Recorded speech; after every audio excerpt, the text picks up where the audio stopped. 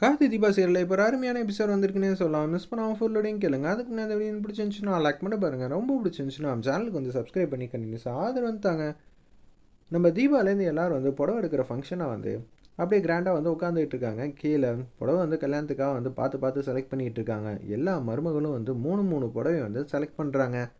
இந்த 3 புடவையில் எது வந்து செலக்ட் பண்ணுறதுன்னு தெரியலையே, கன்ஃபியூஷனாக இருக்கேங்கிற மாதிரி மீனாட்சி ஒரு பக்கம், ஐஸ்வர்யா, தீபா எல்லாரும் யோசிச்சுட்டு இருக்கிறப்ப தீபாவுக்கு ஒரு ஐடியா வருது. அந்த இடத்துல நான் கார்த்திக்கு ஃபோன் அடிக்க போகிறேன், அவர் தான் எனக்கு வந்து இந்த புடவை வந்து செலக்ட் பண்ணி கொடுப்பாரு, எதுக்கு தேவையில்லாத வேலைங்கிற மாதிரி ரம்யா வந்து சொல்கிறாங்க.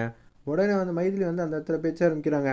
அவளுக்கு அவள் புருஷன் வந்து செலக்ட் பண்ணுறான், உனக்கு என்ன வந்துச்சு, வர வர என்ன நோஸ்கட் பண்ணாமல் இந்த மைதிலியால் இருக்கவே முடியாது போல இருக்கேங்கிற மாதிரி யோசிக்கிறாங்க. ஃபஸ்ட்டு நான் ஆரம்பிக்கிறேன்னு சொல்லி மீனாட்சி வந்து ஆனந்துக்கு வந்து ஃபோன் அடிக்கிறாங்க.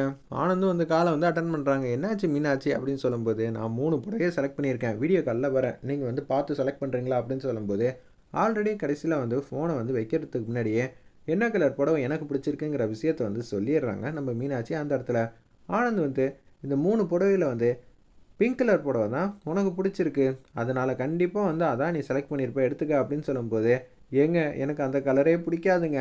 என்ன மீனாட்சி சொல்கிற, பொண்ணுங்களுக்குனாலே பிங்க் கலர் தானம்மா பேசிக்காக பிடிக்கும், அதை அடிப்படையில் தான் சொன்னேன், எனக்கு என்ன கலர் பிடிக்காதுன்னு கூட தெரியாதா அப்படின்னு சொல்லிட்டு கடுப்பாய் ஃபோனை வந்து கட் பண்ணிட்டாங்க. பார்த்தீங்களா அப்படின்னு சொல்லி மீனாட்சி வந்து அவங்களோட ஆதங்கத்தை வெளிப்படுத்திட்டு இருக்காங்க. நம்ம அவருக்கு என்ன கலர் வந்து ஷர்ட் பிடிக்கும், பேண்ட்டு பிடிக்கும்னு சொல்லி பார்த்து எல்லாமே வந்து செஞ்சுக்கிட்டு இருக்கோம். ஆனால் அவங்களுக்கு நம்மளை பற்றி எதுவுமே தெரிய மாட்டேங்குது. சத்திய சோதனைங்கிற மாதிரி சொன்னோன்னே இப்போ ஏன் ரிட்டர்ன் அப்படின்னு சொல்லி ஐஸ்வர்யா வந்து வாலண்டரியாக வந்து வண்டியில் வந்து ஏறுறாங்க. உடனே வந்து அருணுக்கு வந்து கால் பண்ணுறாங்க. அதே மாதிரி எந்த கலர் புடவை பிடிச்சிருக்குங்கிற விஷயத்த வந்து சொன்னால் அசிங்கப்பட்டுருவோம், இந்த 3 புடவுமே எனக்கு பிடிச்சிருக்கு, எந்த புடவை வேணாலும் என் புருஷன் வந்து செலக்ட் பண்ணாலும் எனக்கு சந்தோஷம்தாங்கிற மாதிரி ஒரு அண்டர்லைனில் ஒரு வேர்டை வந்து மென்ஷன் பண்ணிடுறாங்க. எப்படி இருந்தாலும் வந்து அருண் ஏதாவது ஒரு புடவை செலக்ட் பண்ணிடுவாருன்னு தானே இப்படி சொல்கிறேன்னு சொல்லி மீனாட்சி வந்து கேட்டோன்னே, வேறு என்ன பண்ணுறது, உங்கள் புருஷன்லாம் இப்படி இருப்பாப்புல, அவர் 3 புடவையில் ஒரு புடவை செலக்ட் பண்ணாலே பெரிய விஷயம், அதனால தான் அருண் என்ன ட்விஸ்ட்டு வைப்பாங்கன்னு பொறுத்திருந்து பார்ப்போங்கிற மாதிரி எல்லோரும் யோசிச்சுட்டு இருக்கிறப்ப, ஏங்க நான் வீடியோ காலில் வரேன், எனக்கு புடவை வந்து செலக்ட் பண்ணி தரீங்களா அப்படின்னு சொல்லும்போது லவுட் ஸ்பீக்கரில் போடுறாங்க. உனக்கு புடவை வந்து கட்ட தெரியுமானே எனக்கு தெரில, இதில் நான் வேறு செலக்ட் பண்ணாதான் நீ வந்து பாப்பியா அப்படின்னு சொல்கிறாங்க. அந்த இடத்துல இல்லைங்க, நீங்கள் தான் வந்து புடவை வந்து செலக்ட் பண்ணோம், உங்கள் அம்மாலேருந்து எல்லோரும் வந்து கேட்டுக்கிட்டு இருக்காங்க அப்படின்னு சொல்லும்போது, சரி வீடியோ காலில் வரேன்னு சொல்லி வீடியோ காலில் வராங்க. 3 புடவையும் பார்க்குறாங்க. 3 புடவையில் உங்களுக்கு என்ன கலர் பிடிச்சிருக்கோ அதை சொல்லுங்கள், மற்றவங்க மாதிரி இதுதான் வேணும் அதுதான் வேணும்னு நான் கேட்கவே மாட்டேன், நீங்கள் சொன்னால் மட்டும் போதுங்கிற மாதிரி அந்த இடத்துல ஐஸ்வர்யா வந்து கேட்டோன்னே, 3 புடவையும் சூப்பராக தான் இருக்குது, அப்போ 3 புடவையும் எடுத்துக்கிட்டு வாங்க அப்படின்னு சொல்லி ஐஸ்வர்யா வந்து கேட்டோன்னே, அது உன்னை விட அழகாக இருக்கா, அதனால நீ அதுலேருந்து எதை வேணான்னு எடுத்துக்கன்னு சொல்லி ஃபோனை வந்து கட் பண்ணிடுறாங்க. பாவி மனுஷா, நீ ஏதாவது ஒரு புடவை செலக்ட் பண்ணி கொடுப்ப, நான் அசிங்கப்பட வேணான்னு சொல்லி தான் 3 புடவை பிடிச்சிருக்குன்னு முன்னாடியே வந்து சொல்லியிருந்தேன், இப்போ காலை வாரி விட்டுட்டியேங்கிற மாதிரி காமெடியாக வந்து நினச்சிட்டு இருக்காங்க. அந்த இடத்துல நம்ம ஐஸ்வர்யா உடனே வந்து சே இப்படி ஆயிடுச்சேங்கிற மாதிரி சோகமாக இருக்காங்க. இது அண்டர்பெல்ட்டிக்கெல்லாம் அதிகமாக இருக்கும் போல இருக்கே, என்ன ஐஸ்வர்யா கீழே விழுந்தாலும் மீசையில் மண் ஒட்டலைங்கிற மாதிரி நீ டெக்னிக்கலாக வந்து சொன்ன 3 புடவையும் எனக்கு பிடிச்சிருக்குன்னு, ஆனால் அருண் அதுக்கும் உனக்கு வச்சாம்பார் ஆப்புங்கிற மாதிரி அருணோட பெர்ஃபார்மன்ஸ் சூப்பராக இருந்துச்சுல அப்படின்னு சொல்லி மீனாட்சி வந்து கேட்டோன்னே, ஏன்க்கா உங்களுக்கு வந்து சிரிப்பாக வருதா என்ன நினச்சிங்கிற மாதிரி காமெடி பண்ணுறப்ப, இருங்க இப்போ ஏன்ட்ட எனக்கு இதில் ப்ளூ கலர் சாரீ பிடிச்சிருக்கு, கார்த்திக் கண்டிப்பாக ப்ளூ தான் சொல்லுவாருன்னு சொல்லிட்டு கால் பண்ணுறாங்க. உடனே கார்த்தி வந்து ப்ரில்லியண்ட்டாக வந்து பேசுகிறாங்க. நீங்கள் 3 புடவையை வந்து வீடியோ கால்லலாம் காட்ட வேணாம், நீங்கள் ஃபோட்டோ எடுத்து அனுப்பிச்சி வைங்கன்னா ஃபோட்டோ எடுத்து அனுப்பிச்சி வைக்கிறாங்க. அந்த இடத்துல நம்ம கார்த்தி ஒரு நிமிஷம் வந்து யோசிக்கிறாங்க.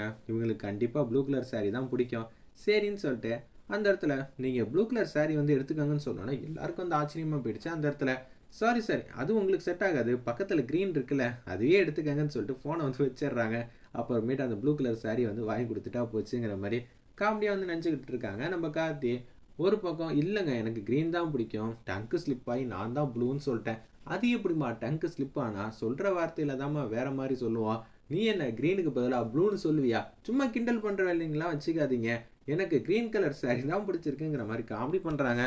உடனே எதுவாக இருந்தால் என்னம்மான்னு சொல்லி நம்ம ரம்யா வந்து கேட்டோன்னே, ஆமாம்மா பாவம் ரம்யாவுக்கு தான் மாப்பிள்ளை வந்து இல்லை, இனிமேட்டு புடவையெல்லாம் செலக்ட் பண்ணுறதுக்கு இல்லாட்டி அவர்கிட்டையும் ஃபோனில் வந்து பேசியிருக்கலாம்ல அப்படின்னு சொல்லும்போது, நல்ல வேலை அவனை இங்கே பார்க்கலங்கிற மாதிரி பெருமூச்சு விட்றாங்க ரம்யா. அதுக்குள்ளே ஏன் இல்லை, கல்யாணத்துக்கு அப்புறம் தான் செலக்ட் பண்ணுமா என்ன, என்னோட தேவதைக்கு நான் வந்து செலக்ட் பண்ண மாட்டேனான்னு சொல்லி ரமேஷ் வந்து மாஸ் பண்ணுறாங்க.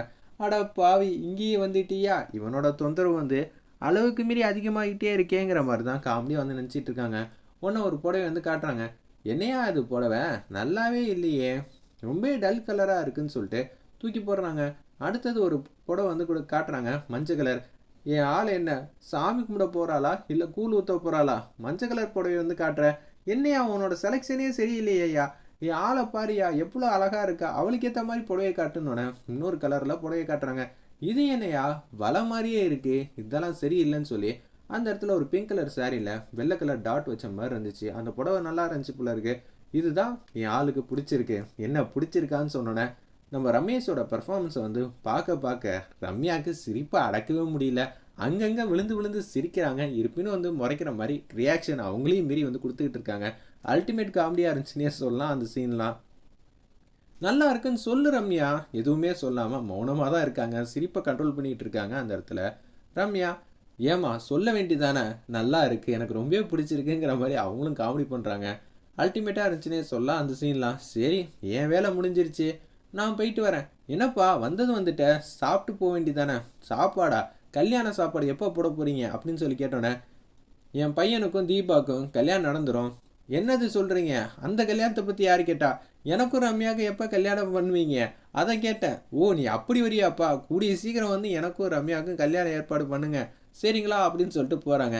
ரம்யா தெளிவாக தான் போவோம், ஹஸ்பண்ட் இருக்காப்புல, அது வரைக்கும் நீ கொடுத்து வச்சிருக்கணுங்கிற மாதிரி மைத்திலி வந்து காமெடியாக வந்து பர்ஃபார்ம் பண்ணிகிட்டு இருக்காங்க. உடனே வெளியில் வந்து வராங்க.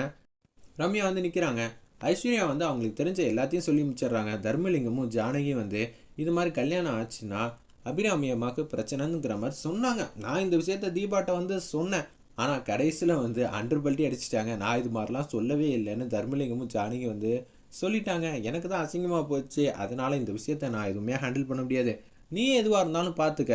அப்படியா, சூப்பர், எனக்கா உதவி பண்ணிட்டல, எனக்கு சந்தோஷமாக தான் இருக்குன்னு சொல்லிட்டு ஐஸ்வர்யா மட்டும் போகிறாங்க.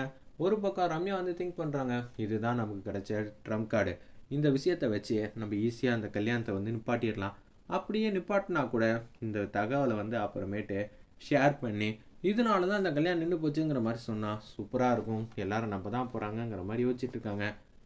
மூர்த்த புடவை வந்து சாமிக்கிட்ட வச்சு கும்பிட்டுட்டு வாங்கன்னு சொல்லி மைத்திலியும் நம்ம தீபாவும் வந்து சாமி கும்பிட்றதுக்காக போகிறாங்க. சாமியை கும்பிட்டுட்டாங்க. அப்படியே புடவை கையில் வச்சுக்கிட்டு இருக்கிறப்ப கரெக்டாக ரியா வந்துடுறாங்க. என்ன நல்லா இருக்கியா, நீ எப்படி வெளியில் வந்த? நான் எப்படி வெளியில் வந்தேனா? ஏய், நான் உள்ளே இருந்துருவேன்னு நினச்சியா? நானும் உனக்கு அக்கா முறை தான், என்னோட ஆசீர்வாதம் உனக்கு எப்போதும் இருக்கும். ஏய், என்னை பொறுத்தளவு அக்கானா அது மீனாட்சி அக்கா மட்டும்தான், அருணோட வருங்கால மனைவியே நான் தான், மீனாட்சியெல்லாம் டெம்பரவரி அப்படின்னு சொல்லி சொல்கிறாங்க நம்ம ரியா. இதை கேட்டோன்னு வந்து தீபா வந்து கடுப்பாயிட்டாங்க. நிச்சயம் அதெல்லாம் கனவுல கூட நடக்காது, நீ யார் முதல்ல, எங்கள் வீட்டு திருப்பியும் வாசலில் கூட உன்னை மிதிக்க விட மாட்டோன்னு சொல்லிட்டு அங்கேருந்து வேகமாக வந்து மைதிலியும் நம்ம தீபாவும் போகிறாங்க. ஒரு பக்கம் வந்து தீபா மட்டும் புடவை எடுத்துகிட்டு வரலான்னு இருக்கிறப்ப யாரோ ஒரு நபர் வேகமாக ஓடி வந்து தீபாவை கிராஸ் பண்ணும்போது அந்த புடவையை ஓடிட்டாங்க. ஐயோ, என்னோட மூர்த்த புடவை போச்சே. இப்போ இந்த விஷயத்த வந்து கார்த்திகிட்ட சொன்னாலும் வருத்தப்படுவாங்க, நான் எல்லாட்டையும் சொன்னாலும் அவங்க வேதனையோடு இருப்பாங்களே, என்ன பண்ணுவேன்னு தெரியாமல் தீபா வந்து ஆதங்கப்பட்டு இருக்காங்க. அபிராமி அம்மா கிட்ட என்ன சொல்ல போகிறேன்னு தெரிலங்கிற மாதிரி சோகமாக இருக்காங்க நம்ம தீபா. வெயிட் பண்ணி பார்ப்போம்.